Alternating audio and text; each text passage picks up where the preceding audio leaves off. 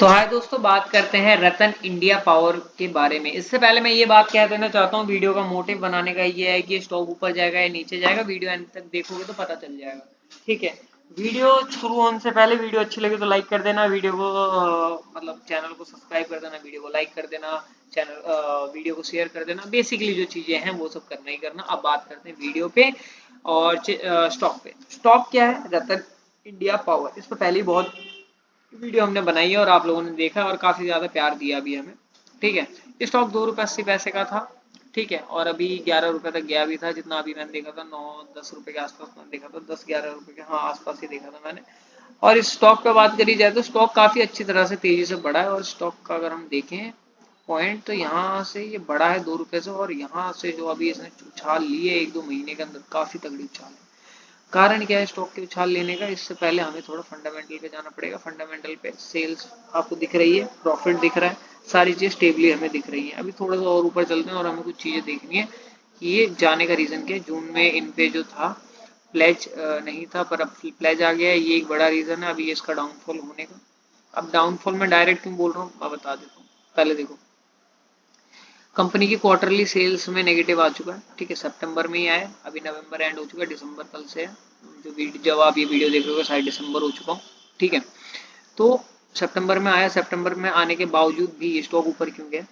ये चीज भी आप लोगों को समझनी चाहिए। मेरे हिसाब से आप लोग क्यों नहीं समझते, क्यों क्या होता है क्या नहीं होता, मुझे आइडिया नहीं है। मुझे सिर्फ इतना पता है फाइनेंशियली बहुत वीक है। क्यों?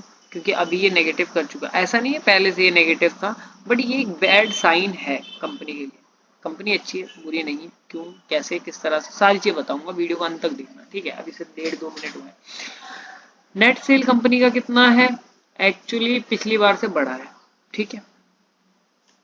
अब मैंने कहा और आप लोगों ने मान लिया, बिल्कुल नहीं बढ़ा है। ठीक है, ध्यान से देखो, स्टडीज को देखो ध्यान से, बिल्कुल नहीं बढ़ा है। अब नेट प्रॉफिट की बात कीजिए तो नेट प्रॉफिट भी नहीं बढ़ा। ईयरली वाइज बात हो रही है, अभी हम क्वार्टरली वाइज बात करेंगे। क्वार्टरली वाइज सॉरी बात कर लिया, हम बैलेंस शीट पे चलते हैं। बैलेंस शीट पे एक दो चीजें दिखाने के बाद मैं डायरेक्टली चलूंगा कुछ चीजों पे। करंट लाइबिलिटीज कम करी है कंपनी ने, जो कि बहुत अच्छी बात है। अदर लाइबिलिटीज भी कम करी है, बोरिंग्स भी कम करी है, रिजर्व जो है वो बढ़ा दिया है कंपनी पे, एक पॉजिटिव साइन, बहुत अच्छा है। क्या? बैलेंस शीट काफी पॉजिटिव है, मुझे तो काफी अच्छी लगी, काफी इंटरेस्टिंग लगी। राइट। कैश फ्लो की बात बोली जाए तो कैश फ्लो पहले से कम ही है, और नेगेटिव होना मुझे तो लाजमी लगता है नॉर्मली, मतलब कम होना लाजमी है। कारण क्या, अभी ये बताता हूँ। अभी बेसिकली जो छोटी मोटी चीजें बात कर लेते हैं। कंपनी के जो 44% जो शेयर हैं वो कंपनी के ओनर्स के, प्रमोटर्स के हैं। अब प्रमोटर्स ने इसमें गलती क्या करी है? नॉर्मल चलेंगे। प्रमोटर ने इसको प्लेज पर रख दिया। प्लेज का मतलब क्या होता है? प्लेज का मतलब होता है गिरवी।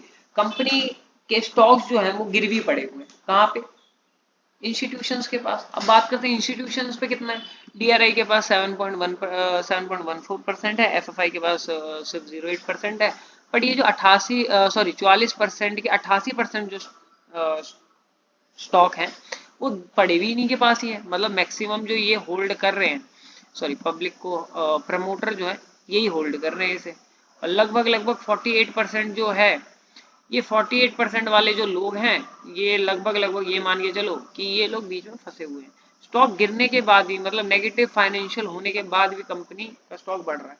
डेप्ट अपॉन इक्विटी काफी ज्यादा गलत दिखा रखी है, मतलब दिखा इन द सेंस ये 1 से कम इसीलिए क्योंकि बैलेंस शीट में काफी ज्यादा अच्छा है।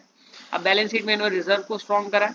अब पर यहाँ पे एक पॉइंट गलत दिख रही है, जो कैश इधर इनके पास 232 करोड़ का, और जो डेप्ट है ये आपको देखने के लिए मिलेगा करीब करीब 4000 करोड़ में, मान के चलूंगा 4000 करोड़ के आसपास डेप्ट है। अर्निंग पर शेयर देखो, इस स्टॉक के हिसाब से अर्निंग पर शेयर 0.42 है।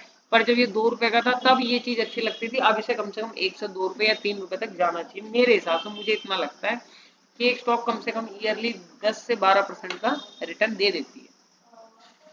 सेल्स ग्रोथ आप देख के चलो, सेल्स ग्रोथ नेगेटिव है। प्रॉफिट ग्रोथ भी आपको नेगेटिव देखने के लिए मिलेगी, मतलब सेल्स भी कंपनी नहीं कर पा रही, प्रॉफिट भी ज्यादा नहीं कर पा रही। आरओई जो है 6.11, चलो ठीक है। आरओसी भी 9.27, ठीक।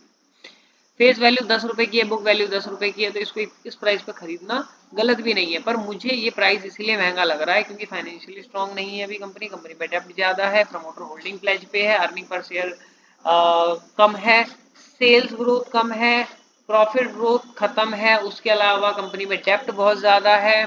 ठीक है, ये सारी चीज आप देख के चलिए। P/21 है। इंटरप्राइज वैल्यू के हिसाब से मार्केट कैप सही है, इस पॉइंट पे पैसा लगाया जा सकता है, पर हर चीज पे हम पैसा नहीं लगाते, ये हमारे स्टॉक और हमारे ट्रेड करने का नियम है। हम ऐसे में पैसा नहीं लगाते जिसमें हमें लॉजिक नहीं दिखता। जेपी पावर में हम पैसा लगाते हैं क्योंकि हमें उसमें लॉजिक दिखता है। रतन इंडिया पावर में लॉजिक पैसा लगाने का अभी फिलहाल नहीं है, पिछले क्वार्टर था और जिन्होंने लगाया उनको रिटर्न भी मिला। इस क्वार्टर मुझे नहीं लगता कि अभी लगाना चाहिए, जब तक नया रीजन आता है कि इसमें स्टॉक लगाना चाहिए नहीं लगाना चाहिए, क्योंकि जब तक फाइनेंशियल रिपोर्ट नहीं आती नेक्स्ट क्वार्टर के, तब तक तो मेरे हिसाब से मैं इसमें नहीं लगाऊंगा। आपका जो पॉइंट है बिल्कुल कमेंट सेक्शन में लिखो कि सर इस पॉइंट की वजह से इसको लगाना चाहिए, इस पॉइंट की वजह से नहीं लगाना चाहिए, क्योंकि सारी चीजें आपको डिक्लाइन ही देखने के लिए मिलेंगी इस क्वार्टर की। मैं इस करंट क्वार्टर की बात कर रहा हूँ, इस करंट क्वार्टर में सारी चीजें डिक्लाइन देखने के लिए मिलेंगी। और ये जो स्टॉक बढ़ भी रहा है, बढ़ा भी इसलिए क्योंकि प्लेज पे है और सारी चीजें होल्ड है। जो होल्ड रहेगी और जो पब्लिक सेल करेगी नहीं, प्रमोटर्स तो वैसे ही रोक के बैठे हुए हैं, डीआरआई एफएफआई वैसे ही रोक के बैठी हुई है, तो स्टॉक अपने आप बढ़ना था। अभी धीरे धीरे हल्का सा बिकना भी शुरू होगा, क्योंकि 2 रुपए से 6-7 रुपए से मान के चलते हैं 11 रुपए तक पहुंची, तो लोग सेल तो करेंगे 110%। जब सेल होगा तो नीचे आना लाजमी है, और आएगा भी, ऐसा नहीं, और भी नीचे आने के चांसेस हैं और आराम से आएगा। पर एक पॉइंट याद रखना कि जब भी आप अपना स्टॉक खरीद रहे हो, जो भी चीजें खरीद रहे हो, उसका कारण क्या है, इस चीज को याद रखें। अब दूसरी बात मैं ये कह देना चाहता हूँ कि आप लोग मेंबरशिप ज्वाइन कर सकते हो 1 जनवरी तक। आप लोगों के पास चांस है कि हमारे चैनल की मेंबरशिप को ज्वाइन कर लो। मेंबरशिप को ज्वाइन करने के बाद हमारी तरफ से वीडियोस नहीं, लाइव सेशंस आएंगे उसमें, और वो लाइव सेशंस आपको बताएंगे कि किस तरह से ट्रेड करना और किस तरह से ट्रेड नहीं करना, और किस तरह से ट्रेड करने का सबसे बेस्ट ऑप्शन है कि आप अगर ट्रेड करोगे तो 110% आपको प्रॉफिट ही प्रॉफिट होगा, नेगेटिव नहीं होगा, बहुत मिनिमम चांसेस रहेंगे। तो इस सारी चीज़ों के लिए प्लीज़ प्लीज़ प्लीज़ अभी के अभी जाके मेंबरशिप प्रोग्राम को ज्वाइन करें। मेंबरशिप प्रोग्राम मतलब ज्वाइन करें आराम से, और मिलते हैं अगली वीडियो में नए टॉपिक के साथ। Thank you for watching this video till then. मिलते हैं अगली वीडियो में। Thank you.